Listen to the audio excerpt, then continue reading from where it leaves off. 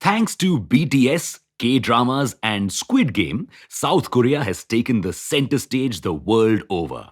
But it's hardly the first time that it has done so.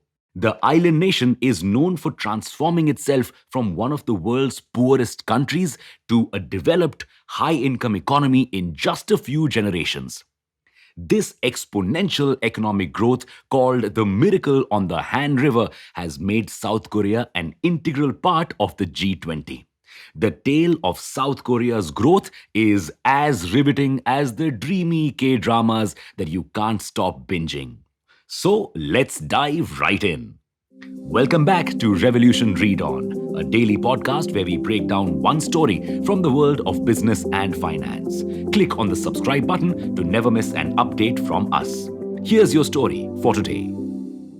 South Korea didn't get off to a good start. While on the one hand it was enslaved by Japan, on the other it had to tackle the continuous jabs of the hostile elder brother, North Korea. With the hopes of turning around its destiny, South Korea waged wars against these political rivals. Those lasted over a decade and left the South Korean economy in a completely tattered state. Then, how did this country with seemingly no wealth, natural resources, and no allies rise from the ashes? Even if you're robbed of all your resources, even if nature has been brutal to you, there's one thing that no one can take away: your spirit and determination. To supplement the dearth of natural resources, human capital was made to be South Korea's biggest resource. It banked on the hard work and dedication of its people to build its unique proposition. Surprisingly, Japan, its enslaver, played a big role in this revival. By 1965, the labor intensive, export oriented units were no longer profitable for Japan. Also, its prime market, the United States, would not allow Japanese goods within its borders. To save its economy, Japan turned to South Korea. It promoted the South Korean industry to take up the role of exporters. But how did this help Japan? They could now sell capital equipment to South Korea. Soon, the US market was flooded with South Korean goods, and both South Korea and Japan flourished with this development. But Japan cannot take all the credits. The South Korean government also had a huge role to play. The government heavily funded the family owned conglomerates called chaebols of South Korea. The chaebols in turn created millions of jobs, and South Korea grew itself out of poverty. The largest and the most prominent chaebols are Samsung, Hyundai, and LG, which have transformed into extremely profitable businesses. Today, these chaebols account for more than two-thirds, that's 67.8% of South Korea's GDP. A labor intensive economy was a great first step for the country. But to become resilient to global developments, South Korea needed to do something more. You see, labor is not unique. Any country could take away South Korea's supremacy. And so, the establishment of chaebols was accompanied by a heavy emphasis on the literacy of its populace. From the 1990s, South Korea started investing in technology and research and development. Not long after, China became the manufacturing destination of the world. South Korea's far-sightedness paid off.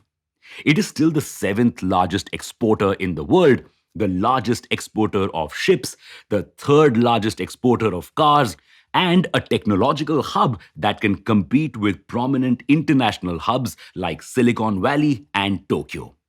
As of 2021, South Korea holds the top spot in the Bloomberg Innovation Index. While South Korea has demonstrated incredible economic growth over the years, in recent times, some dangerous trends have been highlighted. South Korea is often referred to as the land of modern dynasties, and rightly so. The dominance of the chaebols is quite apparent in the economy. More than two-thirds of the GDP is directly dependent on these chaebols. LG, Hyundai, and Samsung are monopolistic, and many argue that the benefits of this expansive GDP growth of South Korea were reaped by only a select few. These companies are mini governments of sorts, and the power they hold is no joke.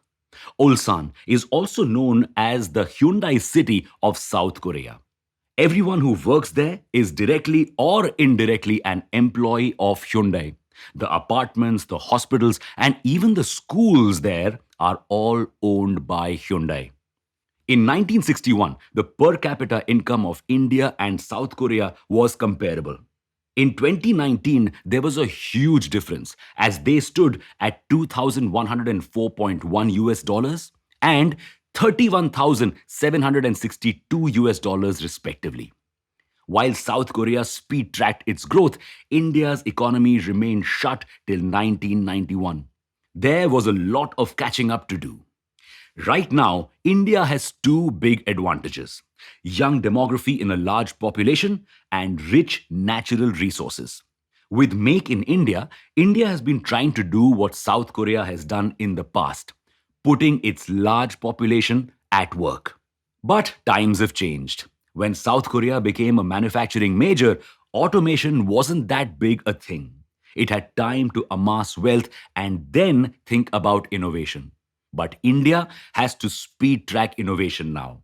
This task begins with improving the quality of education and extends to ease of doing business. Only then the dream of the Sone ki Chidiya ruling the world will come alive. Thanks for listening in. Make sure to follow this podcast if you aren't already. We'll be back tomorrow.